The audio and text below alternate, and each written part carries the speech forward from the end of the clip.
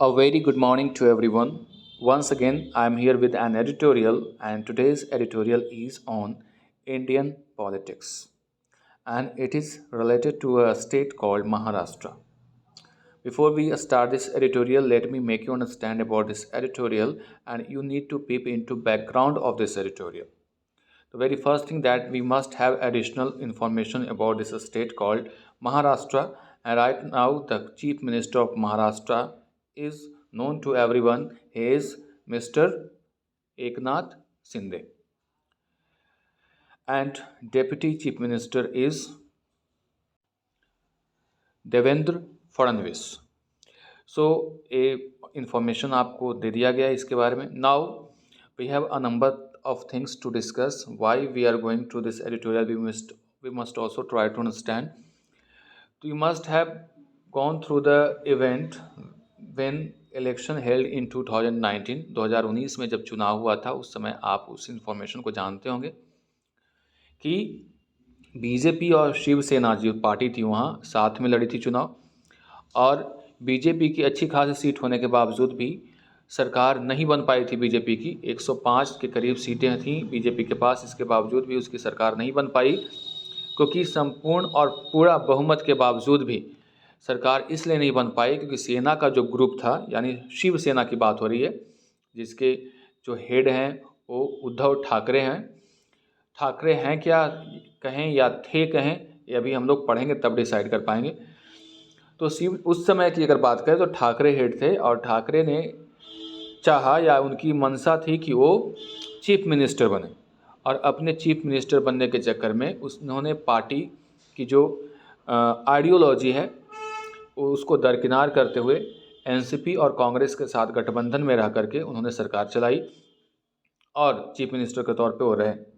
लेकिन बीच में उसी शिवसेना में से एक खिलाड़ी जिनका नाम एकनाथ शिंदे हैं, वो उन्होंने पार्टी के कई मेंबर्स को लेकर के वो अलग हो गए, और 2022 की बात है, जून के महीने की बात है 2022.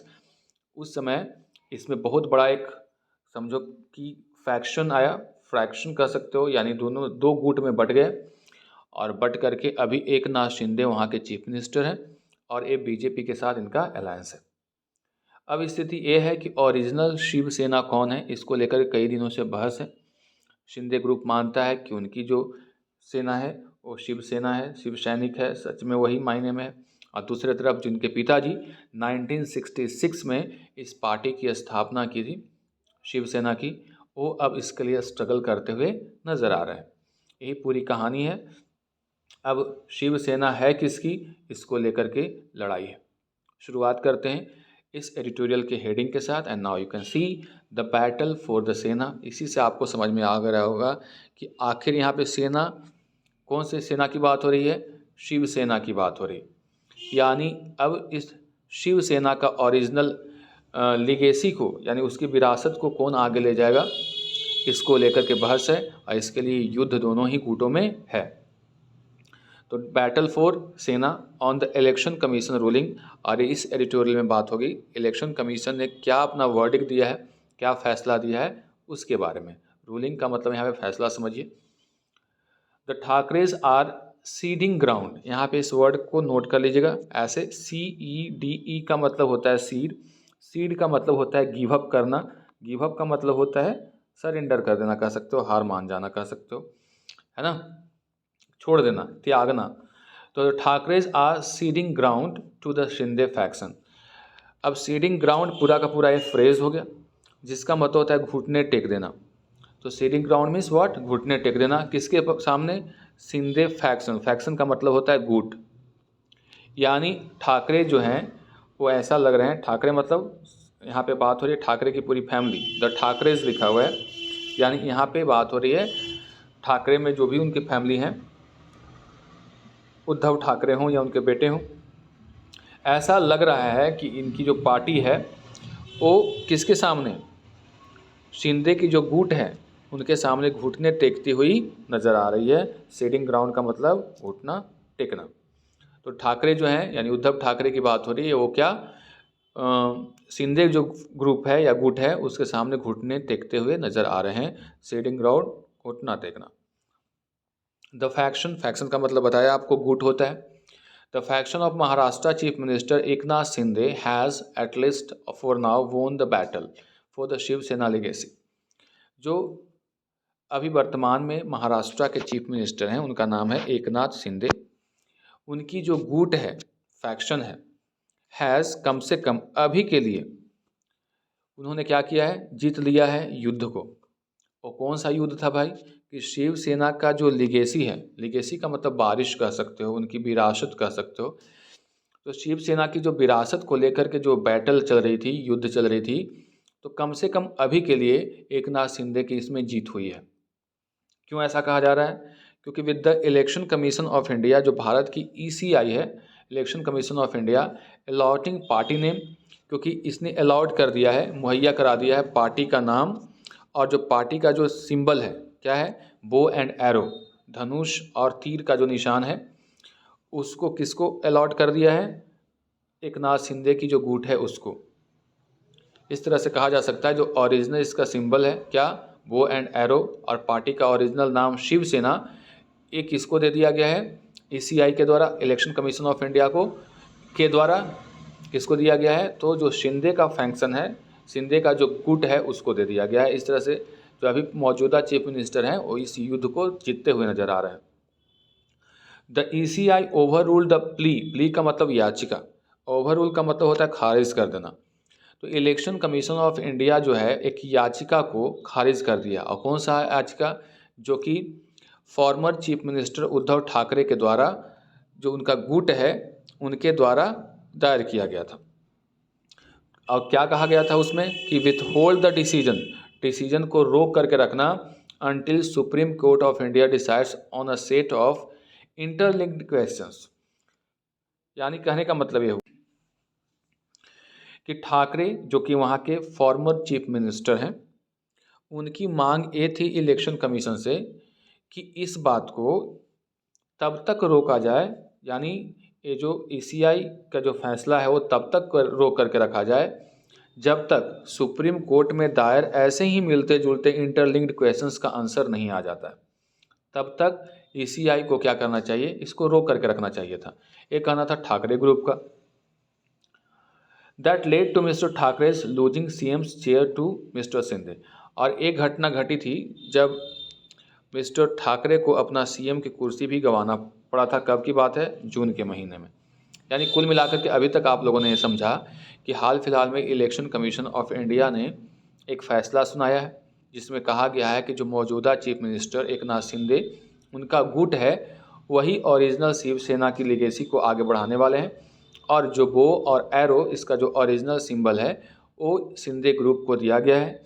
इस ऐसा करते हुए ईसीआई के ने एक ठाकरे ग्रुप के द्वारा जो याचिका दायर की गई थी उसको ओवर रूल कर दिया, खारिज कर दिया है। और इस याचिका में कही गई थी कि जब तक सुप्रीम कोर्ट इस मामले में सही फैसला नहीं दे देता तब तक इसको रोक करके रखने के लिए, लेकिन ईसीआई ने उनकी बात को नहीं मानते हुए ये फैसला सुना दिया। और ये घटना है जून 2022 की, जब दोनों ही पक्ष आपस में बट गए थे और पक्ष में आपस में बटने के कारण सीएम की कुर्सी ठाकरे को गंवानी पड़ी थी। The test of majority principle applied by the ECI went in favour of Shinde group.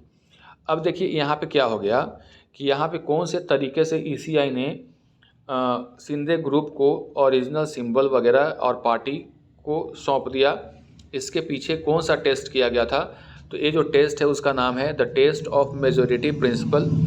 यानी ये सिद्धांत किस चीज़ का है कि जिसके पास जितनी संख्या है, मेजोरिटी है, बहुमत है, उसके हिसाब से उसको दे दिया गया। तो जब टेस्ट ऑफ मेजोरिटी प्रिंसिपल को अप्लाई किया गया ईसीआई के द्वारा, इलेक्शन कमीशन ऑफ इंडिया के द्वारा, तो इसलिए ये किसके फेवर में चला गया, शिंदे के ग्रुप के फेवर में चला गया, जिसके पास 40 एमएलएज हैं और 13 एमपीज़ हैं। अगर तुलना करें किससे, तो ठाकरे के ग्रुप से अगर कम तुलना करें तो उसमें केवल 15 एमएलएज हैं एंड 5 एमपीज़ हैं। और इस तरह से ठाकरे साइड में केवल 15 एंड 3 हो गया ना, सॉरी 15 एंड 3 हो गया। वहीं अगर हम लोग बात करें शिंदे ग्रुप के पास तो 40 एमएलएज हैं और 13 एमपीज़ हैं, बहुत ही ज़्यादा का अंतर है।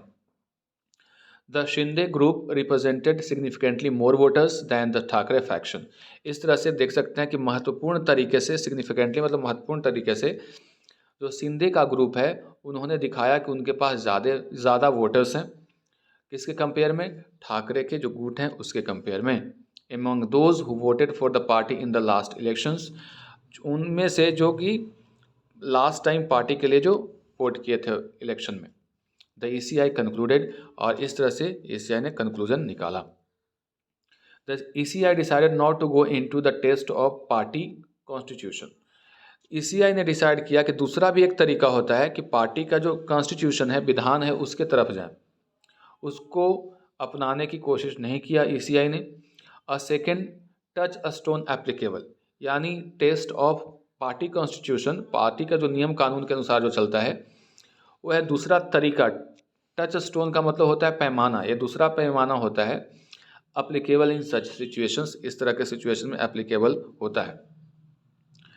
In an indictment of mister Thackeray, indictment का मतलब होता है आरोपी ठहराना, यानी एक आरोपी की तरह mister Thackeray who made changes to the Sena constitution unilaterally and self servingly. अब इसमें एक आरोप ये भी लग रहा है ठाकरे के ऊपर कि उन्होंने सेना में जो भी बदलाव किए हैं वो यूनिलेटरली किए हैं, यानी एक तरफा किए हैं, यानी अपना जो उनका मन हुआ उसके हिसाब से अपने फ़ायदे के लिए उन्होंने इसमें बदलाव किया है। तो इसलिए अगर पार्टी के कॉन्स्टिट्यूशन के हिसाब से चलेंगे तब तो ऐसे में ठाकरे को फ़ायदा हो जाएगा, क्योंकि ठाकरे ने उस पार्टी को अपना माना और उसका जो जितना भी नियम कानून बनाया वो अपने तरीके से बनाया, अपने फ़ायदे के लिए बनाया, इसलिए ECI ने उस तरीके से इसको जज नहीं किया। The ECI decision is a setback to mister Thackeray, और ये जो ECI यानी इलेक्शन कमीशन ऑफ इंडिया का जो ये फैसला है, एक तरह से क्या है, वो बहुत बड़ा झटका है। सेटबैक मतलब झटका हो गया ठाकरे के लिए। Who is struggling hard to retain control of the party founded by his father in 1966। याद करने वाली बात है कि ठाकरे के लिए झटका इसलिए है क्योंकि वो अभी भी बहुत ही ज़्यादा स्ट्रगल कर रहे हैं कि ताकि वो फिर से कंट्रोल प्राप्त कर लें। किसके ऊपर? उस पार्टी के ऊपर जो उनके पिताजी के द्वारा 1966 में स्थापित किया गया था। यानी अभी भी ठाकरे संघर्ष कर रहे हैं उस पार्टी के लिए, अपना कंट्रोल बनाने के लिए, उस पार्टी के जो खुद उनके पिताजी ने 1966 में क्या किया था, फाउंड किया था, यानी उसकी स्थापना की थी।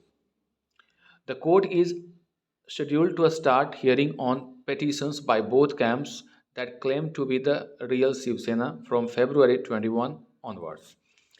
कोर्ट का जो एक शेड्यूल है, प्रोग्राम है, इसमें कहा गया है कि इसके ऊपर हियरिंग स्टार्ट होगी, इस पेटिशन के ऊपर, दोनों ही कैंप के द्वारा जो दायर किया गया है उसके ऊपर। कब से? 21 फरवरी से आगे। यानी कहने का मतलब ये हुआ कि कौन रियल शिवसेना है, इस मुद्दे पे अभी कोर्ट में केस चल रही है और इसकी जो हियरिंग यानी सुनवाई स्टार्ट होने वाली है February 21 ऑनवर्ड्स, उसके आगे। Whichever faction is accepted to be the real Shivsena would have the authority to cause legislatures through whips।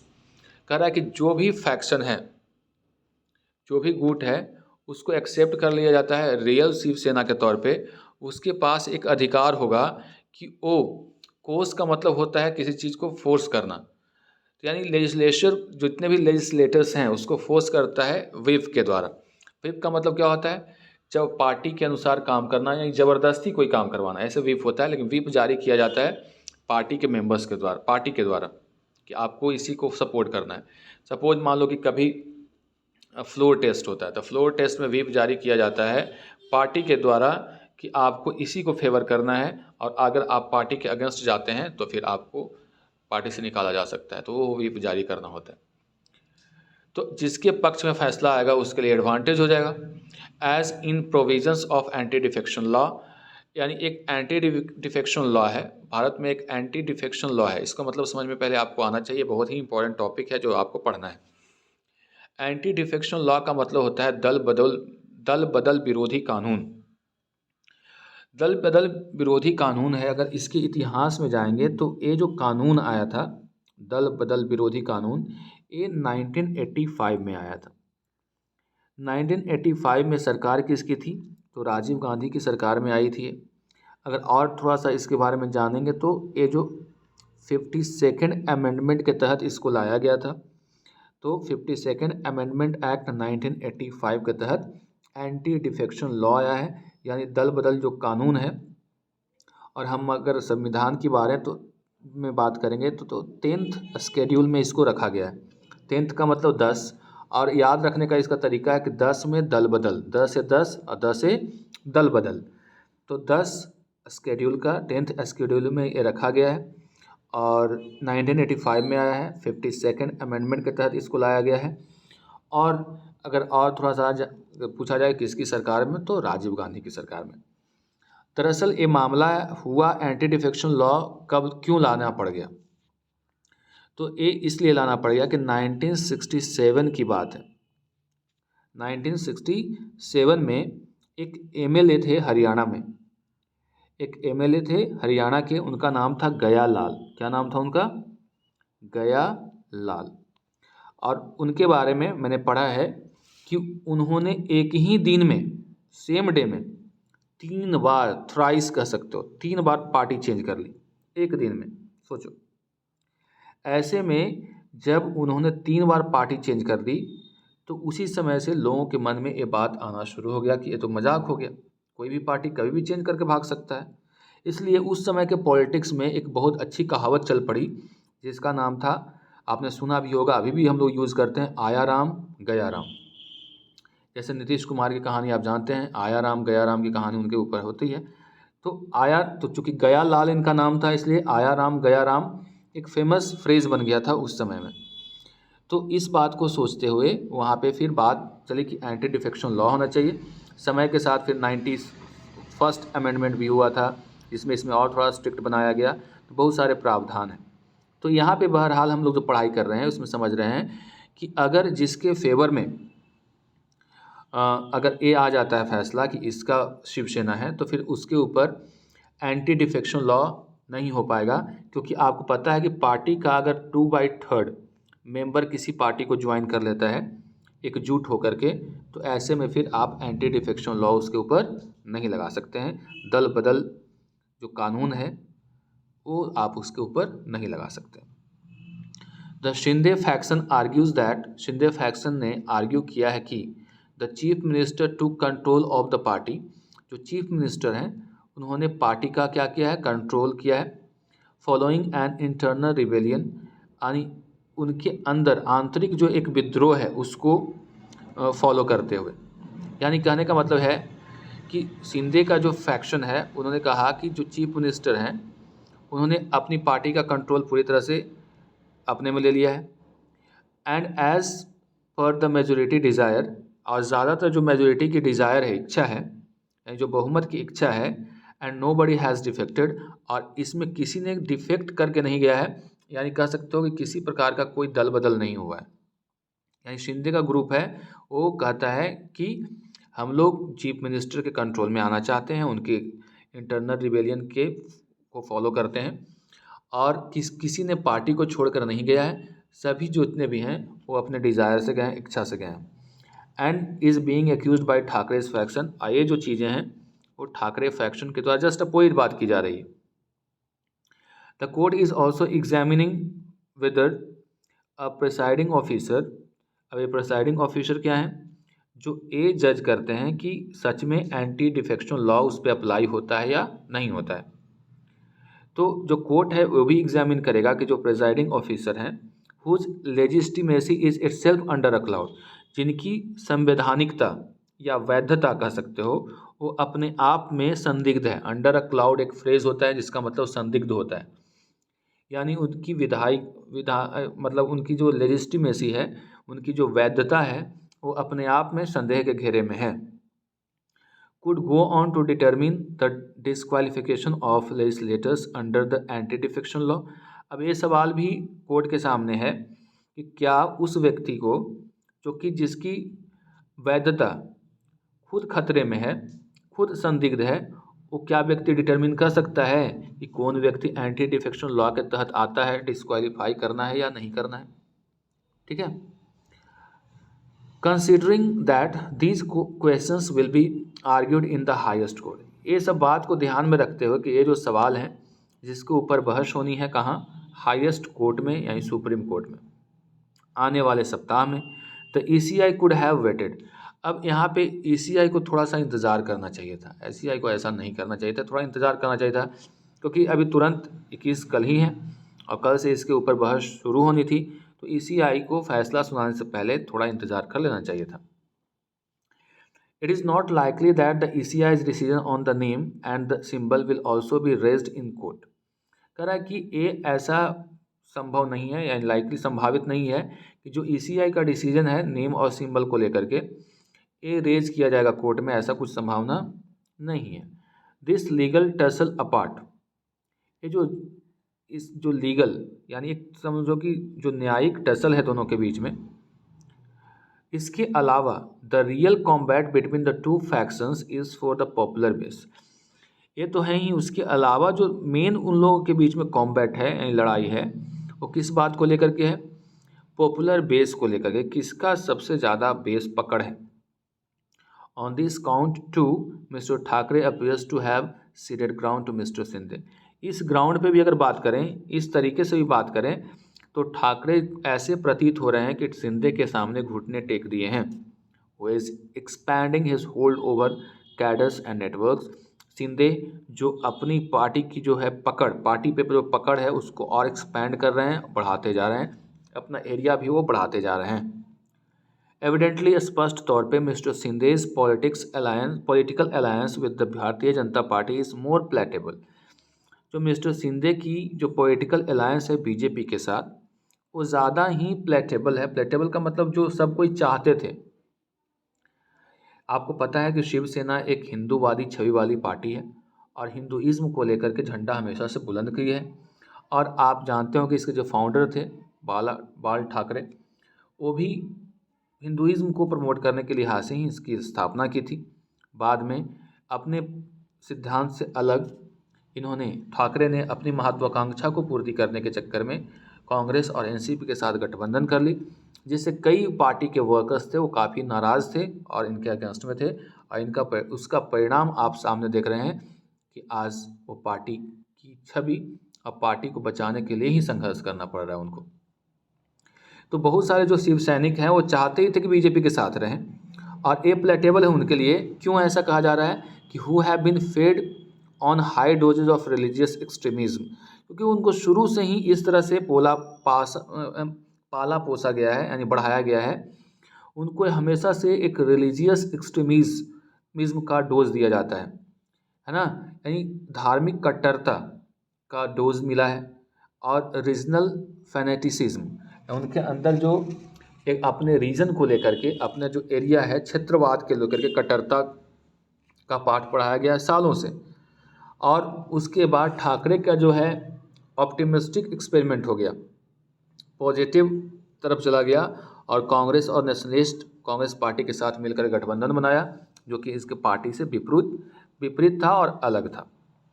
तो एक तरफ ठाकरे जो है अपॉर्चुनिस्टिक एक्सपेरिमेंट कर दिए, यानी अपने फ़ायदे के लिए पार्टी को उधर ले चले गए। दूसरी तरफ शिंदे जो पार्टी की जो मांग है, पार्टी की जो सोच है, पार्टी की जो आइडियोलॉजी है, उसके साथ बीजेपी के साथ गठबंधन किए, जिसका फ़ायदा शिंदे को मिल रहा है और ठाकरे वहीं इसके लिए स्ट्रगल कर रहे हैं। तो आज के ट्यूटोरियल में हम लोग यहीं पे रखते हैं, मिलते हैं अगले ट्यूटोरियल में। Till then good bye and take care.